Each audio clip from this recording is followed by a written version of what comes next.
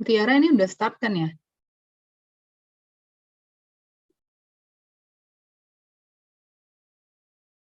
Okay, hi guys. I guess it started already. Hi all, good afternoon. We're basically the CAP for NSDC 2021. My name is Novelisa, and we have Judah here. We have another 2 CAPs, but unfortunately they have to have work today. They have a very important meeting, so they cannot attend the briefing. So right now, as you know, we're going to switch the schedule. So we started from Adjudicators Briefing first, because we do expect that debaters will understand the perspective of adjudicators. You guys will get the grasp on how the scoring might be. So you do understand what the adjudicators expected, then you can also kind of related to the debaters briefing and what you should do as a debaters to improve your speech after all the briefing, after these short briefings today. Okay, now without further ado, I'm going to give the floor to Judah first.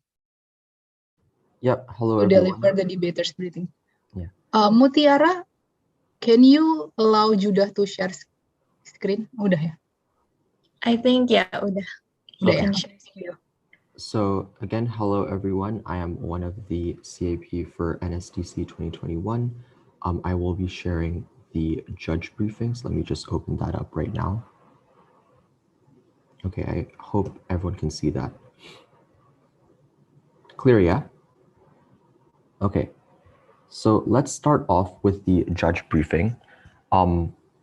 This again is beneficial not only for the debaters, but or like not only for the judges, but also for the debaters, so that you know what you are judged on, and therefore will just make you better debaters. So this is beneficial for everyone. And again, just to reiterate, there are 4 chief adjudication panels in NSDC 2021, 2 of whom could not make it. But yeah, we'll just start off with the judge briefing. So the first thing to note is the structure of NSDC.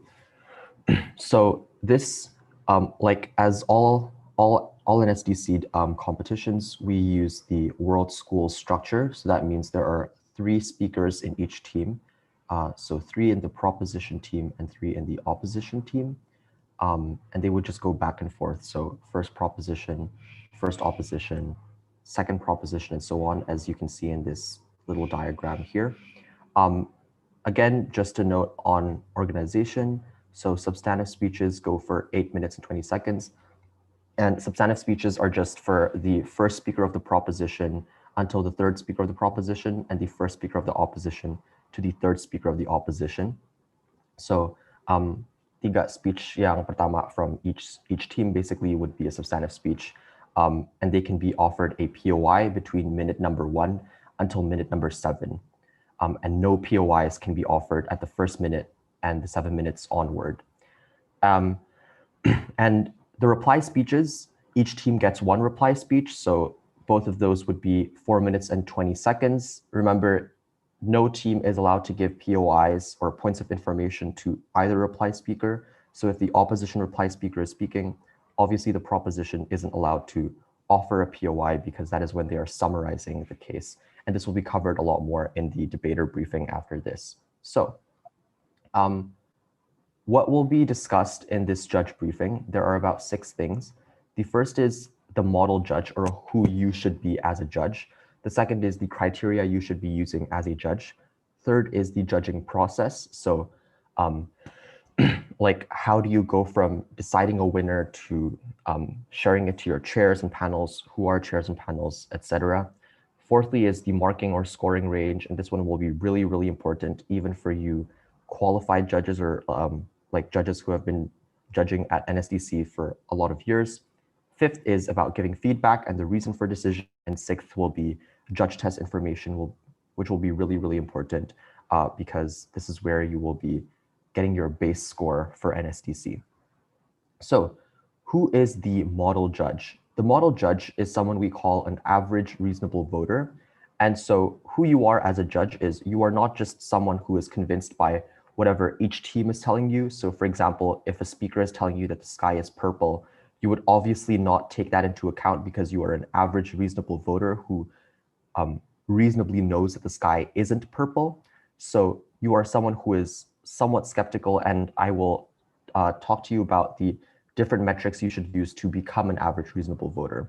So just remember, you are not just a random person who is judging the debate.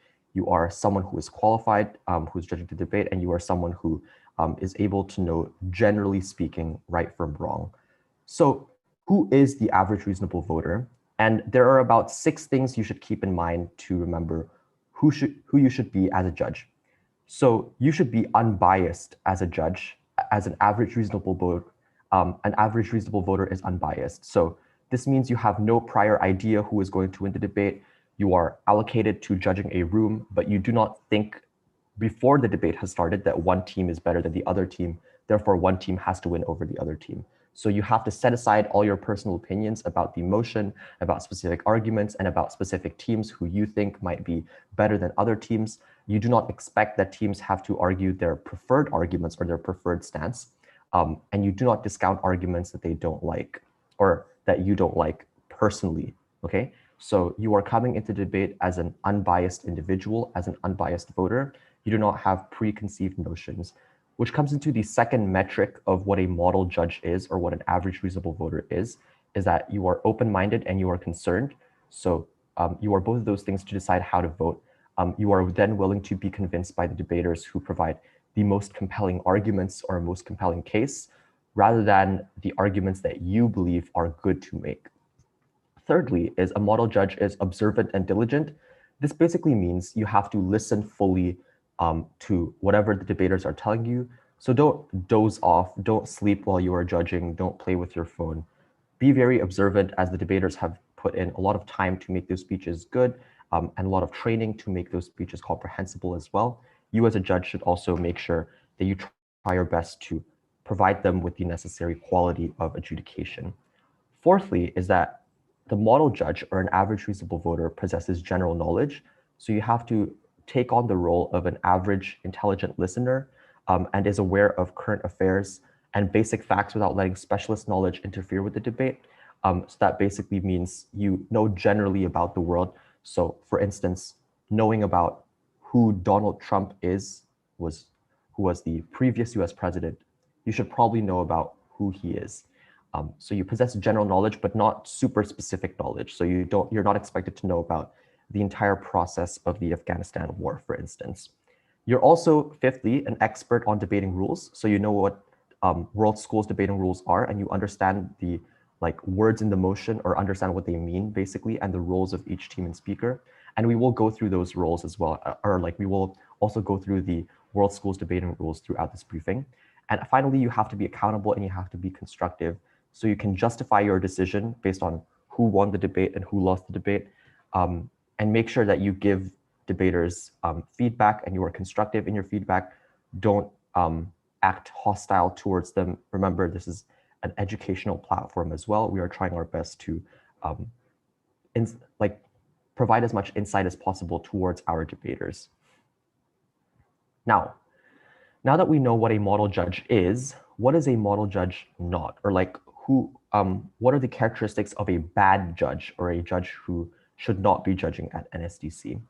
A bad judge is someone who uses extremely specific knowledge on a certain topic and imparts it into the debate.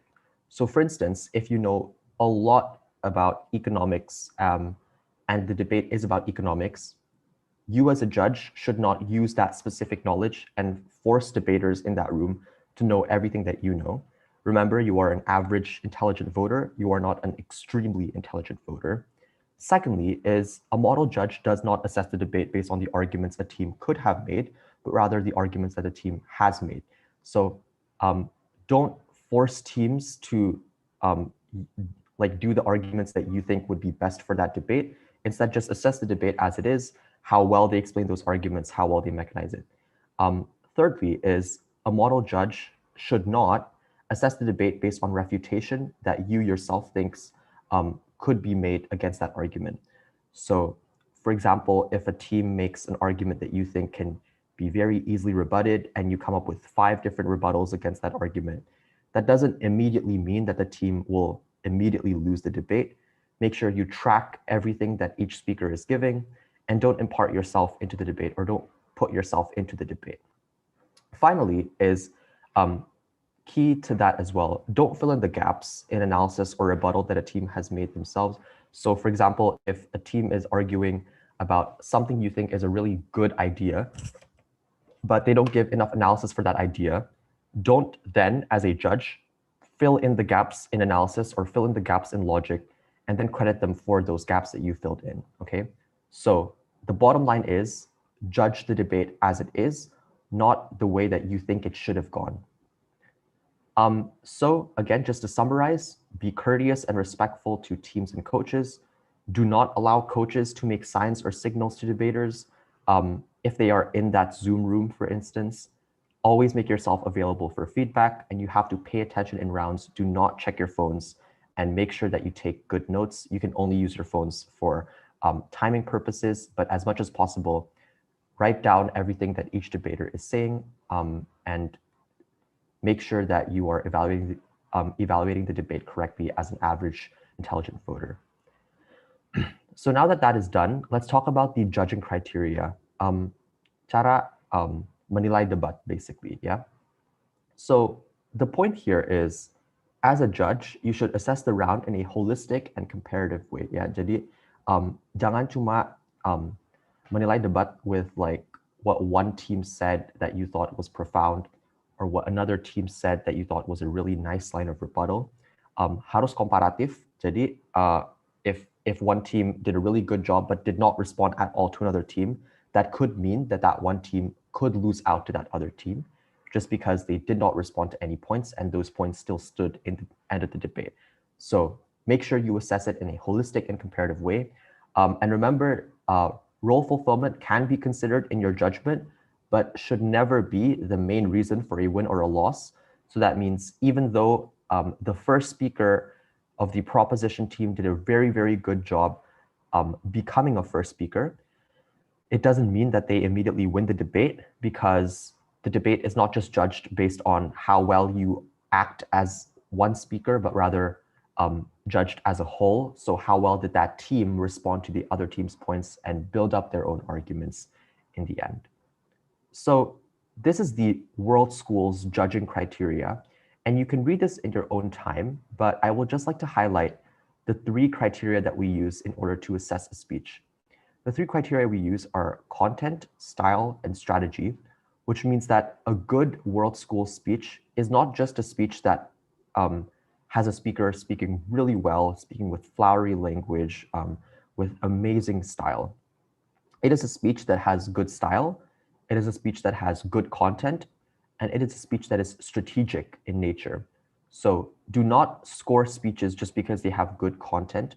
Do not score speeches just because they have good style, or like don't score them highly. Score it highly when they fulfill the mixture of the 3 criteria. So what is content? Content is basically whatever the speaker is providing as material. So whatever arguments they make, the analysis they put in, preemptions, rebuttal, all of that goes into content. What is style? Style is just about how the content is presented. So if they present it well, if they use like tone differences, if they use eye contact, etc., all these points about good style is included in this list here. I want to note one thing, that style does not include accents. So just because a speaker has a good English accent or an accent that you think is preferable, it does not mean that they have good style. It just means that they have a good accent, and you should not score them on that basis at all. Score them on the basis of non-immutable characteristics. So what that means is they can vary their pace of speech, they can vary their volume, they can use specific words over other words, and they can use their emotion in order to create good style. Do not downmark speakers just because they have less than preferable accent to you. Do not downmark speakers because you perceive them to be harsh, or you perceive them to be something that they cannot control, basically. So style is anything that the speaker can control and has been able to control in their speech. What is strategy? Strategy is basically the marking of why that content is said. So for example, if a team is able to give 6 different lines of analysis, but all 6 are just not really related to the motion, you would downmark them heavily in both content and strategy because their content isn't particularly persuasive and their speech is unstrategic because it doesn't deal with what the motion is telling them to deal with. So strategy is basically anything that can include how the motion is interpreted, how much time they are providing towards one argument over another argument. Say one argument is much stronger than the second argument, but they only use 1 minute of their time for their first argument and 6 minutes for that second argument. You would downmark them for strategy because it is unstrategic to allocate time in that respect. So remember that all 3 criteria connect with one another, and teams and their speeches are to be marked holistically. You have to use this criteria as a guide. Again, these 3 criteria are kind of a mixture to make a good speech. So remember to use all 3 rather than just focusing on one and saying this is a really good speech while you ignore the other 2 criteria. So that brings us into how to evaluate analysis. What is good analysis, and how should knowledge of good analysis affect your behavior as a judge? Good analysis can look like a bunch of different things. It can look like rigorous logic, so really clear logical links, basically conclusions that are derived not from assumptions, but rather from structural reasons or structural analysis. They go beyond assertions. So instead of just saying individuals will be benefited from this policy, they actually explain to you how they will benefit from that policy, given that they get more welfare subsidies. The government is more efficient because of XYZ reasons, for instance. So they go beyond assertions. They explain clearly to you how this argument actually works and how it operationalizes. Their arguments are also relevant, or their arguments, rebuttals, or examples are relevant. And this is basically made in the debate so they can explain to you why it is relevant. They can prove to you why this argument or example is important to bring because it is in the minds of a lot of people. It is very recent, for instance. It is high impact, etc. And also, good analysis is one that is important or relatively important. So what they have to explain is, why is this argument not just big in terms of impact or whatnot, but also why is this argument important in this specific debate? Because it answers one specific burden, or it is able to flip the arguments from the other team, basically. So if the other team is saying, we're gonna be able to benefit the economy overall, if the proposition team is able to bring an argument about how the economy will actually worsen, therefore flipping the argument of the opposition team, then they would likely win that debate if the debate was only about economics. So good analysis is always relative. Again, what is an important argument in one debate might be a completely useless argument in another debate. Your job as a judge is to be able to track down that relative importance, see what teams are claiming and how they're able to strategize their way into winning the debate.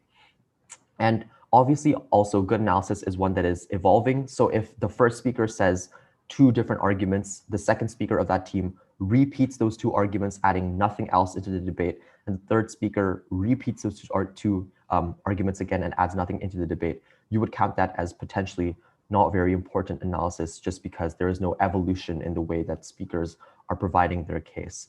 And again, the knowledge of good analysis would obviously affect judging behavior because they don't just write down everything that teams claim that they were able to prove. You write down things that teams were actually able to prove. So jadi kayak kalau satu tim itu cuma berbicara about one thing or cuma say one sentence about that topic and they never elaborate further, you would probably count that as bad analysis because it is not rigorous, it is an assertion, and it is likely not relevant because they have not explained it to the extent that they should explain it. And good analysis would obviously affect judge behavior. When you say something is important, or saying that something is important, teams would have to explain that, and you as a judge should not buy whatever the teams tell you is important if they haven't proven it is important. So make sure you track down how teams are able to prove their arguments and not just what were they able to say in a speech.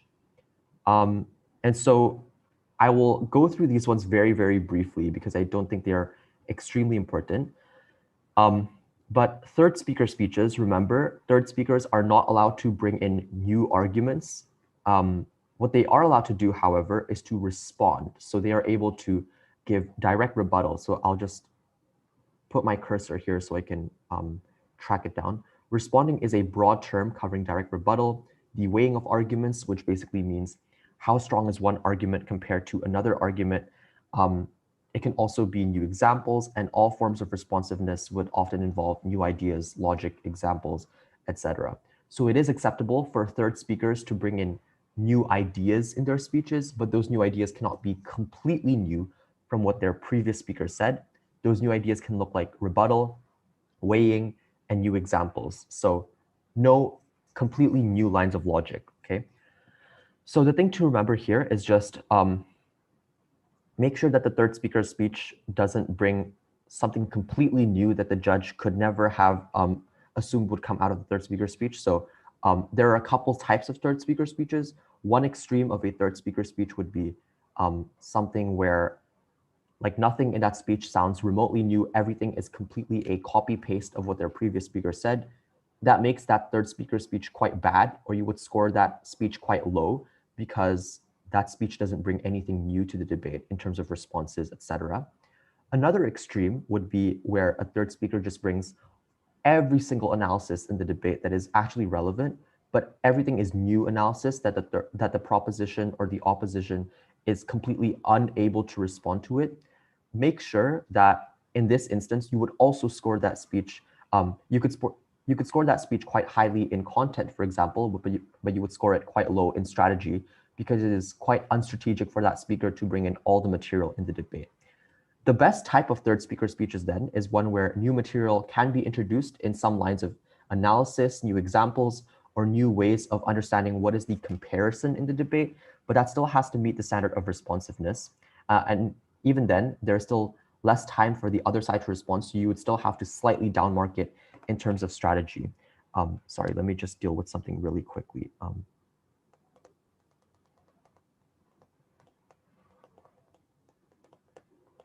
Yeah, okay, sorry for that. Reply speeches, this is quite different from a third speaker speech. So a reply speech is not allowed to bring in any new material whatsoever, no new rebuttal, no new analysis, no new framing. Everything has to be from what their previous speaker said. So in a reply speaker speech, remember, you are very strict about it. Any new material in a reply speech is completely ignored from that speech. So remember that a reply speech, you have to be quite strict about this. Even if it is derivative of previous material, it should still be considered very, very late. So if something from a reply speech is if something from a reply speech sounds quite similar to a previous speech, or like to their previous speech, for instance, you would still have to credit that as lacking in strategy if it is still somewhat new material. So make sure that a reply speech has to be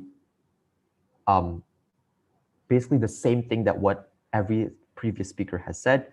This is different from third speaker speeches. Again, third speaker speeches, you're allowed to bring new rebuttal, weighing, new lines of analysis and examples.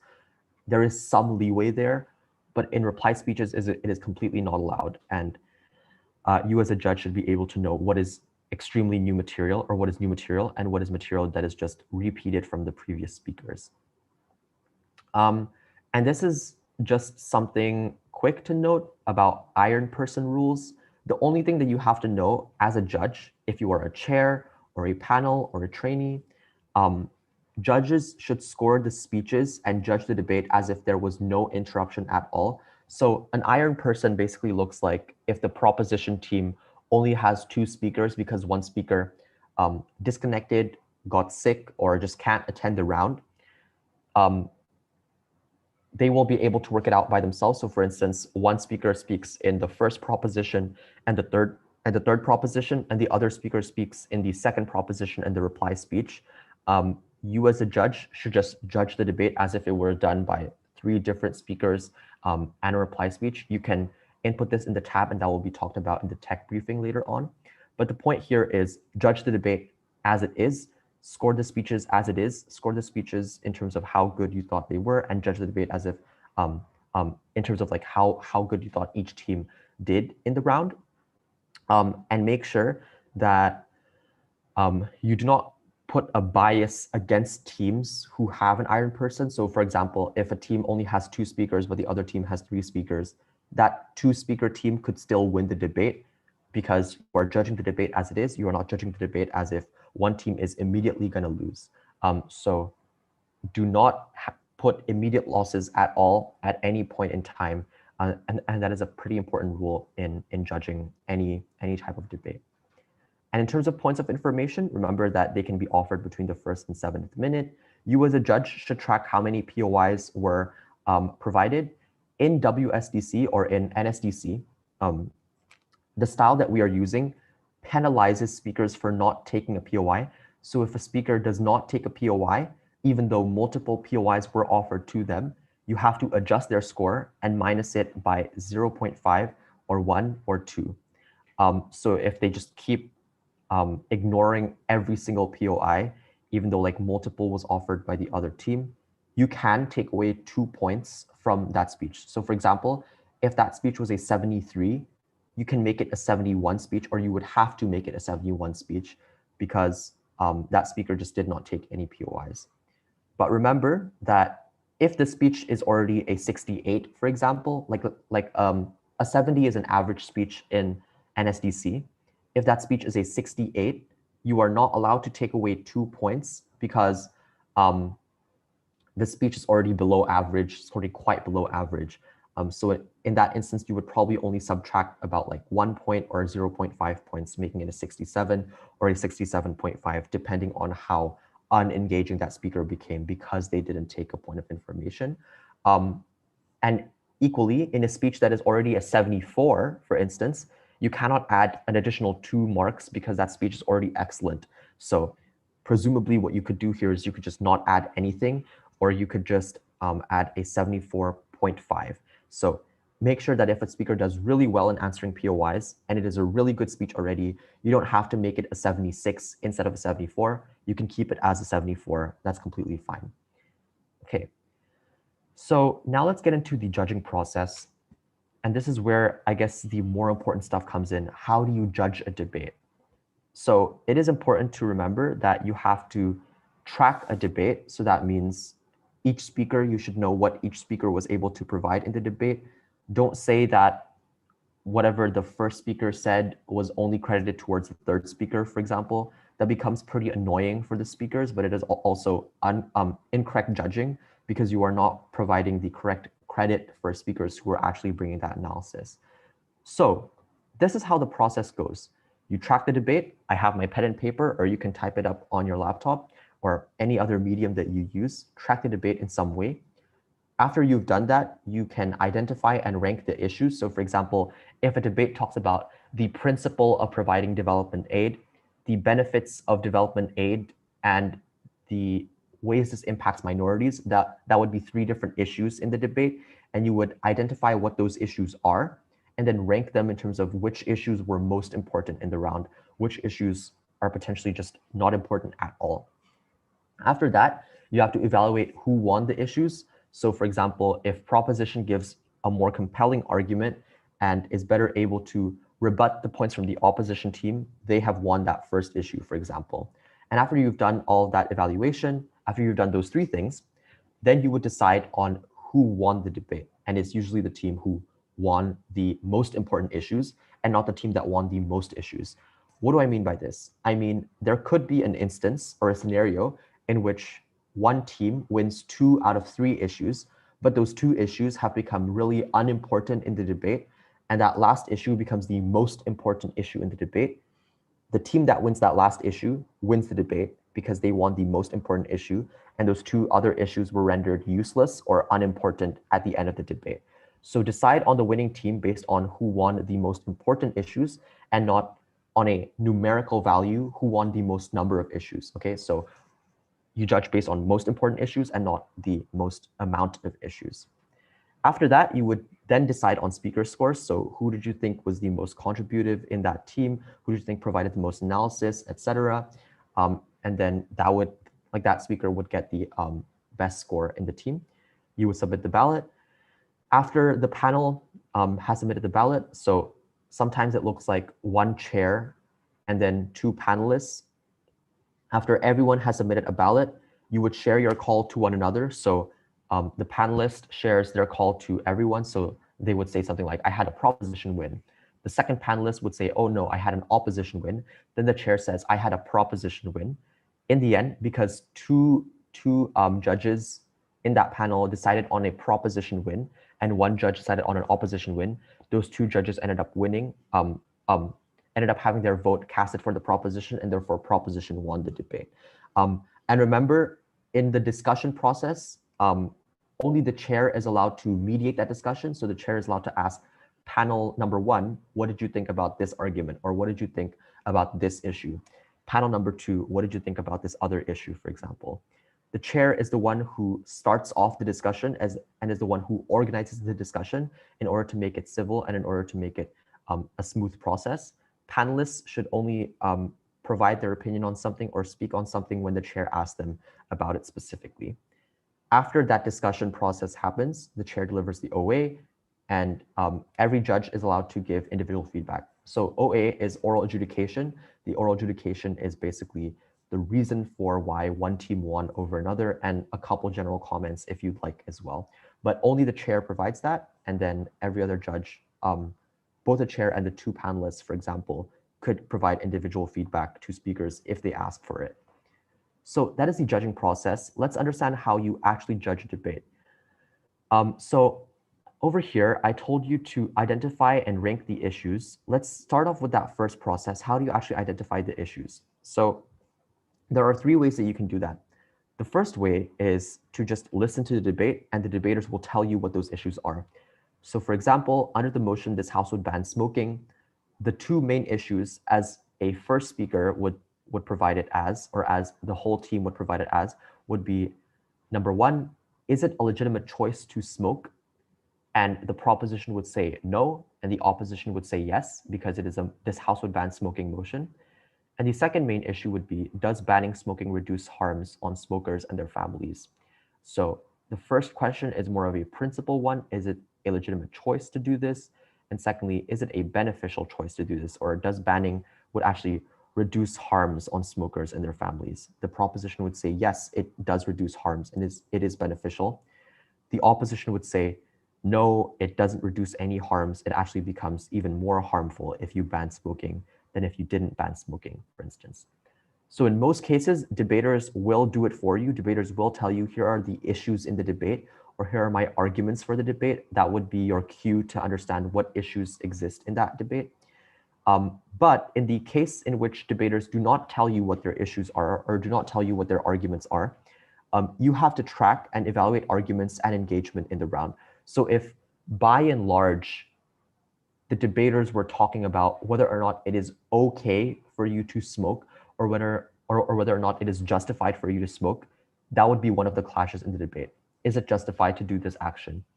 And if debaters were talking about how beneficial or how harmful is it to smoke, and therefore you should ban it or not ban it, that would also become another issue.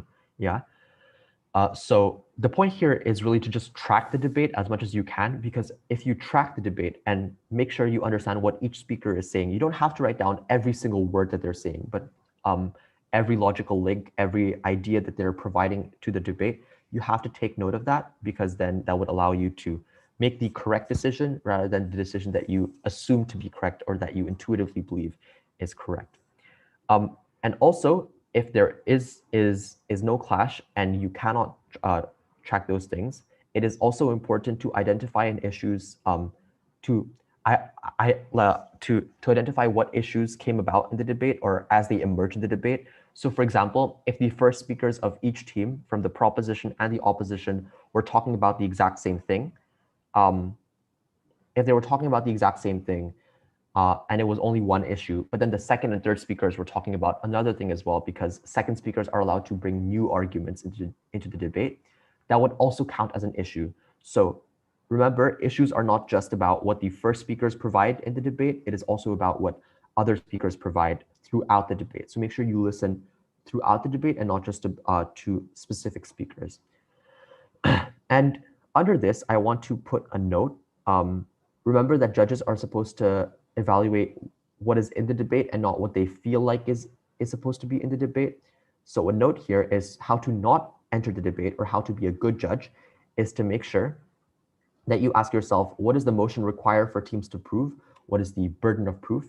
What were or became the most important issues raised in the debate, and who won those issues effectively through arguments and evidence provided, in contrast to any other metric. So make sure you ask yourself these three questions, because this is really important to identify the correct issues in the debate.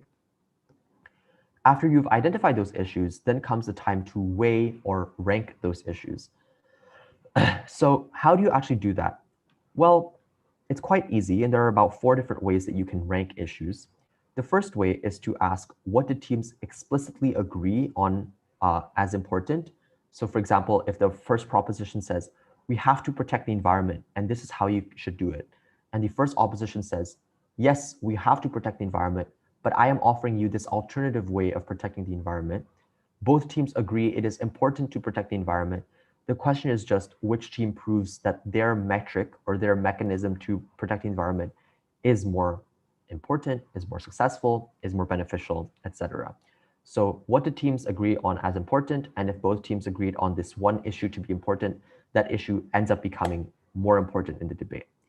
If it is unclear what teams agreed upon as important, then ask yourself, what did teams implicitly agree on as important?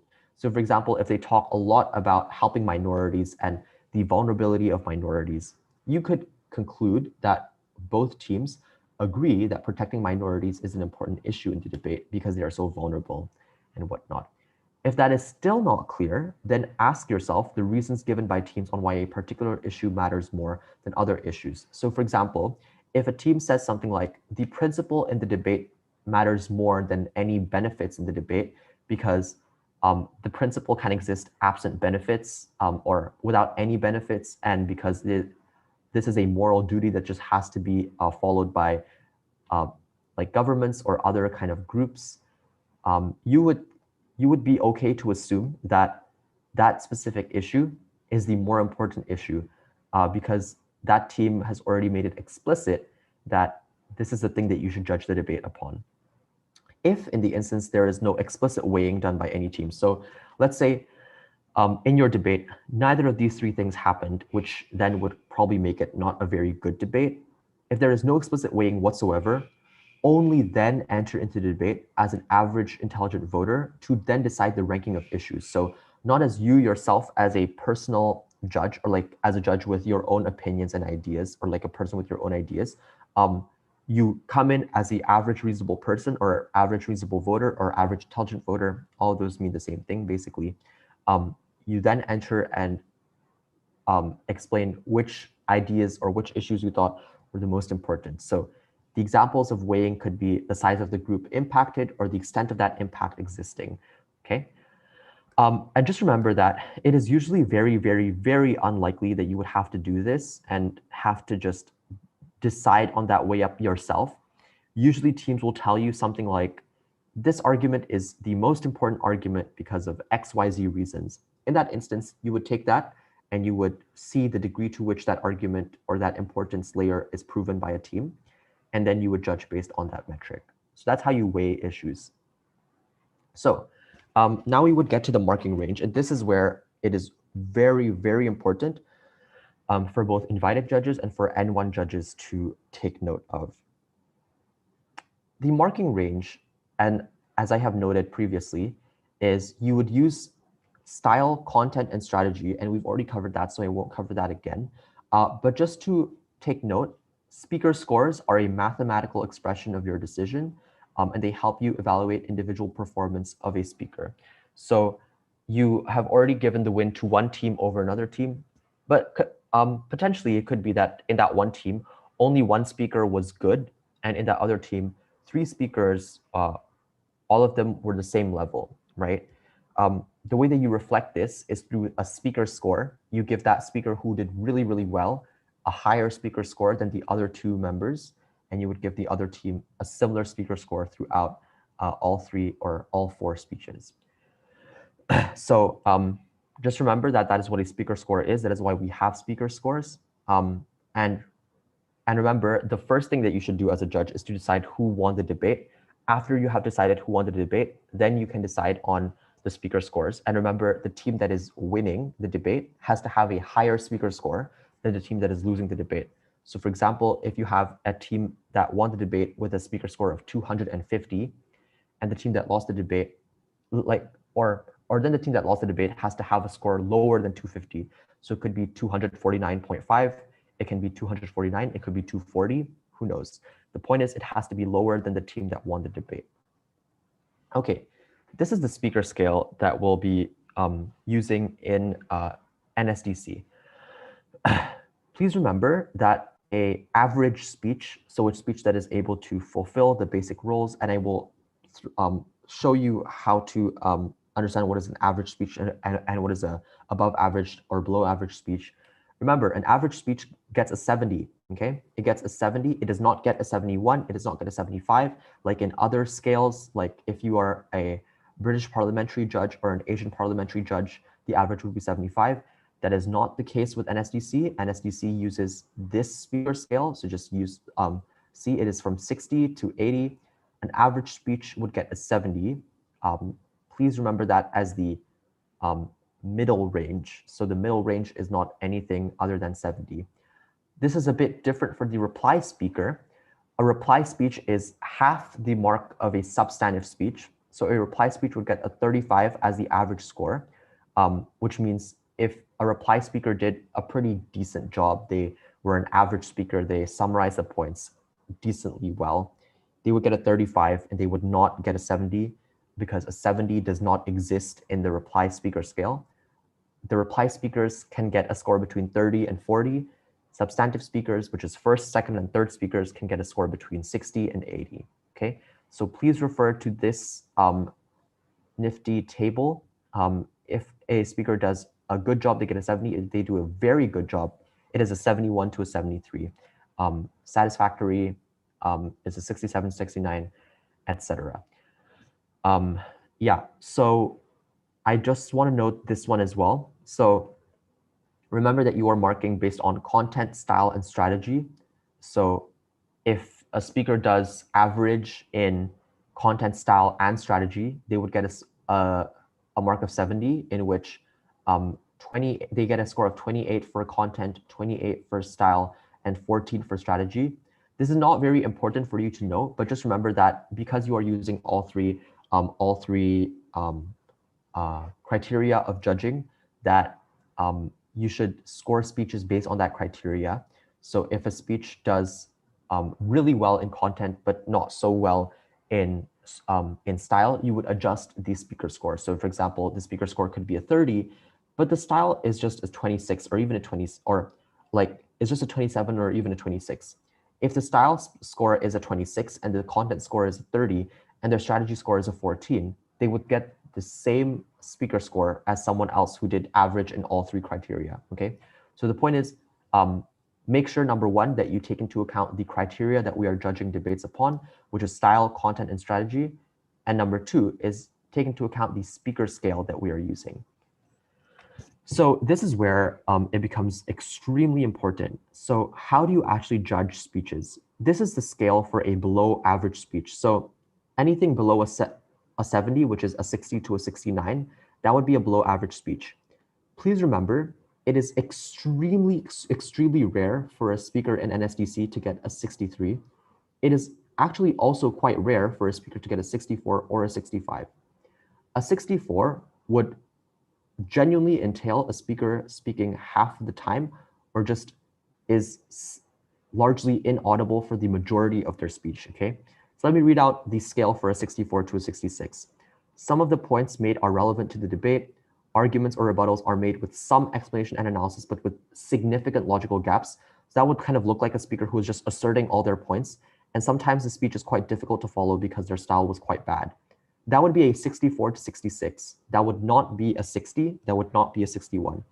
Please make sure that you are scoring your debaters fairly, and you are not being extreme with your scoring, because scores are extremely important in NSDC.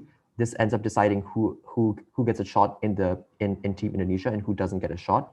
Make sure that if it's a below average speech and this criteria is met by a speaker who didn't do quite well in their speech, you would give them a 64 to a 66 and not a score lower than that.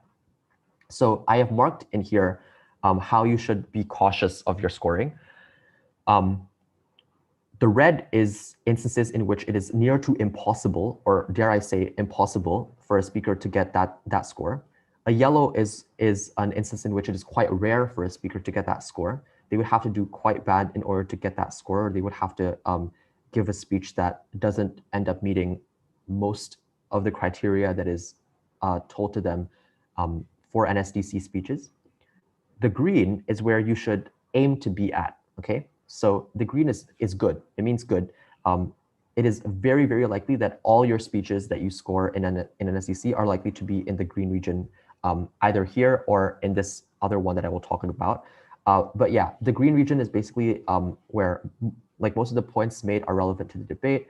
All arguments have some explanation, but still has logical gaps. And remember, that is the score for a 67 to 69. So if a speaker is able to speak the speech and is able to do some rebuttal, and some of the rebuttal can be important in the round, or could be like responsive to what the other team is saying, you would probably give them something like a 69 or even a 70. And a 70 speech is the average speech. Remember, this speech is one that has no extreme shortfalls or no major shortfalls, or not like any, and also not like any super strong moments. So you never thought in this speech that you were like, wow, this speech is quite good, or the speaker is doing like really well in terms of explaining this thing that is important for the debate, right? You wouldn't have any of those things. So it's just an average speech. The speaker was able to complete their speech in a decent way. Arguments are almost exclusively relevant. All the arguments have sufficient explanation without major logical gaps. Some examples, but are simplistic enough and easy to attack. So yeah, like a 70 speech is still quite easy to attack, but you would still give them a 70, you would not give them a 67, okay? So it's a 70 speech is one that is generally okay. Please make sure that you are judging fairly and you are scoring them fairly as well. And again, you can just refer to this table in your own time later. I will now move to the other section here, which is, remember the scale is from 60 to 80. The scale that you saw here was from 60 to 70. Let's talk about above average speeches. And this is actually where a lot of the issues start to come up, where some judges end up giving extremely high scores that are unreasonable to give. Why do I say that? Please remember that in most cases, a world school speech gets about a 67 to a 74. Okay, and I will give you a reference for that later on. If it's an above average speech, it was pretty good speech, you'd give that a 74, because arguments are like relevant and engage with the most important issues, have sufficient explanation without any major logical gaps. Occasionally, the speaker provides more sophisticated and nuanced analysis, making their arguments pretty hard to attack. It is a speech that is easy to follow throughout. On occasion, the style may even serve to make the speech even more engaging and more persuasive. That is a really good speech. A really, really good speech gets a 74. In very rare instances, it might get a 75. It might even get a 76, but that is extremely, that is quite rare. What is extremely rare or almost non-existent are speeches from 77 to an 80, okay? So a 77, a 78, a 79, or even an 80 is near to non-existent in the world school style or in the world schools format. Why is that?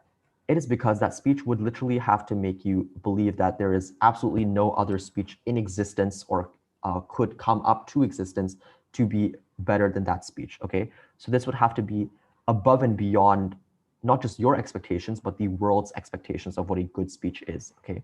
So if you thought it was a pretty good speech, it gets a 71 or a 72. A really good speech gets between a 73 to a 76, probably on the lower end of that, so 73, 74. And if that speech just made you question everything in life, then it would get a 77, okay? But a 77 to a 79, I have marked it as red because it is likely that you will never have to give this score to any speaker ever in NSDC. And this is how you score reply speeches. Again, that is similar to these two. That's just condensed from 30 to 40. Now, why was I stressing a lot about how to score speeches in this range? So it's like 60 to 70, 70 to 80. This is the World Schools Debating Championships scores, or like these are the scores that existed in 2020. So NSDC is the Nationals for Indonesia.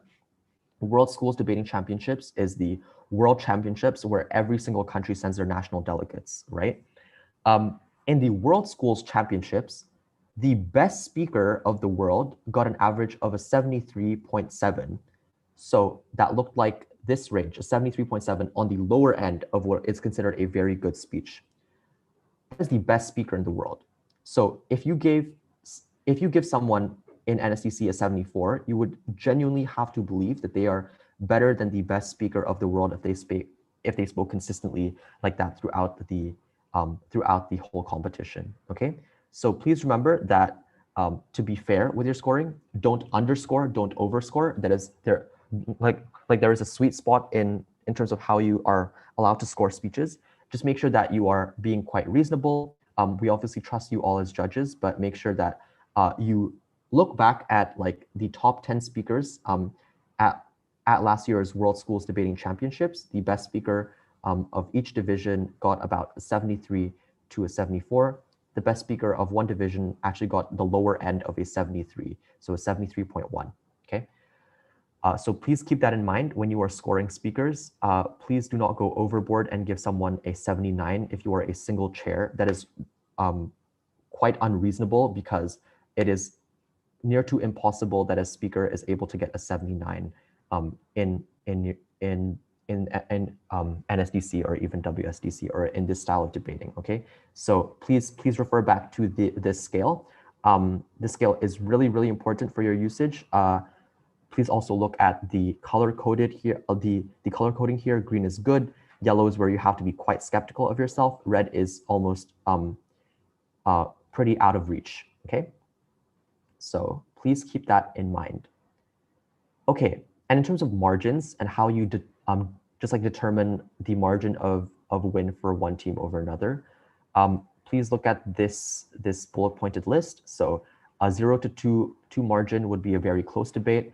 A 3 to 5 margin would be close but rather clear. So that means it's like both teams did pretty good, but it is quite clear who won the debate, and so on. So this basically just like looks like how you end up totaling the scores. So if there are 3 speakers and a reply speech for the proposition team and 3 speakers and a reply speech for the opposition team, you would say if the proposition wins the debate, proposition is, like I said before, 250 as a total score, as a total team score, because you add up all the scores together, because that will be done by TabbyCat or by our own tab.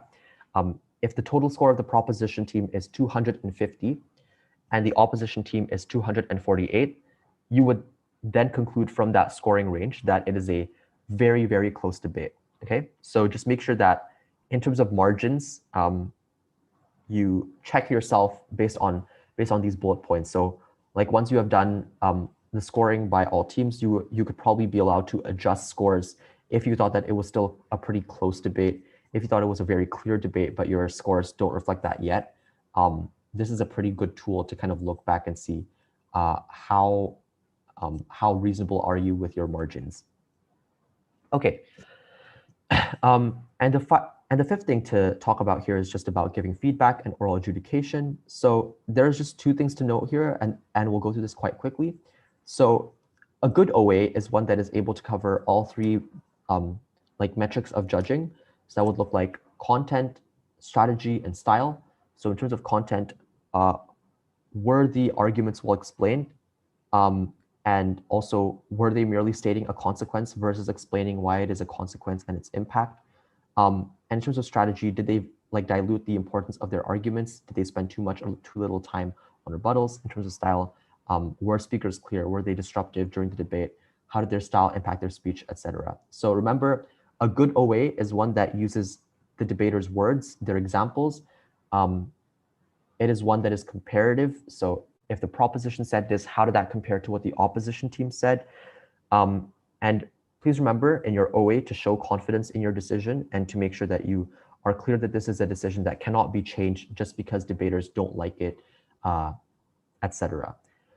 And remember to not be vague in your OA. Make sure you are quite specific as to what arguments or what lines of analysis you are referencing from teams. Don't be too harsh or don't overemphasize the winning team. Make sure you are fair, you are acting as a fair judge. The difference between OAs and individual feedback is an OA is one that you give towards both teams. So you are telling both teams, here's how one team won over another. The losing team and the winning team is supposed to listen to that decision because they should understand why they lost or why they won the debate. Individual feedback is a bit different. Individual feedback is just how one specific speaker could improve. So what this would look like is you providing more in-depth feedback per speaker. So what did they do well in their speech specifically? What can they do better in the next round? How can they bulk up their responses, additional analysis, or additional like lines of importance perhaps in their speech? And also you should like respond to any questions that they have. If they like ask you like a specific question, like how did you think this argument was made by our team, or how did you credit this argument? You should explain it to them. Or if they ask you, how can I improve on this particular argument? You should try your best to provide them with strategies and ways to improve into the future or into their like next few rounds. And also please remember to be nice. Don't single out speakers for doing poorly.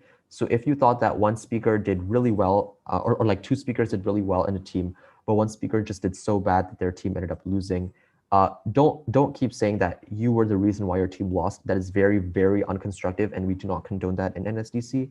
Make sure that you try your best to be constructive, you try your best to be educational, you try your best to give as much help as possible to speakers, and keep it friendly, keep it constructive. Please remember this is educational. Okay, and that is about it for all the judging stuff. This is more of a technical information that is important for all judges. Remember that the test is released on Monday, 9th of August, 2021. You have to finish the test on the 13th of August, 2021, which is at 9 p.m. Waktu Indonesia Barat. Please be mindful of these dates because this will be really important for when we like require you to submit the judge test. And please remember to just check your emails to make sure that you have like received the judge test information. So what we will send you is the set of questions that you will be doing and what you have to complete by Friday, 13th of August on like 9 p.m. Just make sure you check your emails around that time of 9th of August.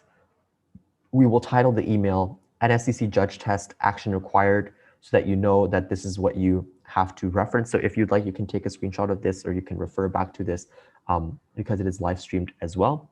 And that is it for the judge briefing. So I was informed that we have a question. So I will just answer that question now. So the question is, how significant is the score from N1 adjudicator to overall both teams' scores? So for this one, we issue out a judge test in order to understand how theoretically good you are as a judge, or how theoretically understanding you are of the judging rules of NSDC. Once we have that, then that will affect your like round one allocations. So whether you are a chair, whether you are a panelist, or whether you are a trainee in round one. Then throughout the competition, we will have different preliminary rounds. And obviously throughout those preliminary rounds, you will get feedback scores. We cannot tell you right now how much of that feedback score will weigh up against the base score that you get, but I can tell you that that base score will be important, not just for your round one allocations, but also for the I guess, breaking judges in the tournament, and in terms of your end score. So it will factor in. We just don't know how much it will factor in, but presumably it will factor in less than the feedback score from teams and from the feedback score from your chairs if you are a panelist, for instance. So I hope that answers the question. If anyone has any other questions, I am free to answer them right now. But you don't have to worry about that as of yet. Just make sure that you will, like, you're probably going to do really well in the competition as a judge if you are able to understand all the material that I just went through, and you act as a average reasonable voter, that you are scoring teams correctly, that you are adhering to the judging criteria, adhering to the judging process, etc. So yeah, I hope that answers the question. If anyone else has any other questions, please, I think, type it in the YouTube chat, or if there is another platform that you can do that in, I will answer them right now.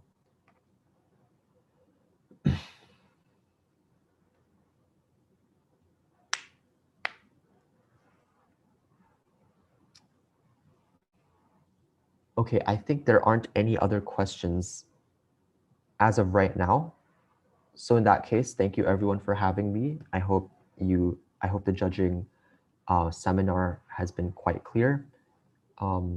Yeah, Mutiara, over to you. Okay, thank you very much. So now I'm gonna be ending the live stream for this judge brief.